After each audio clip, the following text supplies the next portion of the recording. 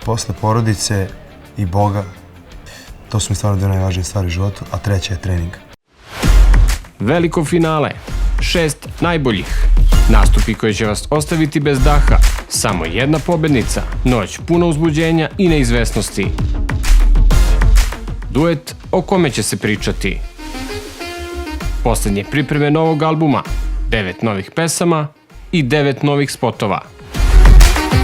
Evo, pogledaj koliko ovde nema sujete. Evo, različiti kompozitori, različiti tekstopisci, svi sede zajedno i žele jednim drugima dobro. Zato što si ti tako hteo.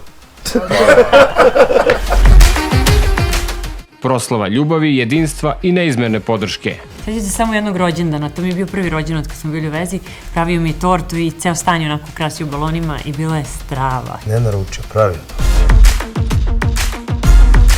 Spektakularna finalna emisija show programa koji je osvojio vaša srca. Evo, još jednom kažem, ja ne znam šta ćemo mi večeras. Ako kojim slučajem ne dobiješ prvu nagradu, ja ću snimiti s tobom duet. Ti i ja ćemo da odemo kući. Ti si predsednik žirija. Ti treba da neseš odluku. Nije kao ludni. Pa ne, ovdje svi su brutalni, šta da radim? Devojke kao vi zaslužuju da se nađu na svim radio stanicama, na svim televizijama i da nam pevaju, da uživamo u njihovom glasu.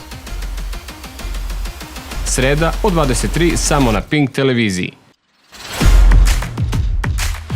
Pevaj sa mnom. Hoćeš da šminkaš ili? Za šta za šminku? Šta ste vas pile?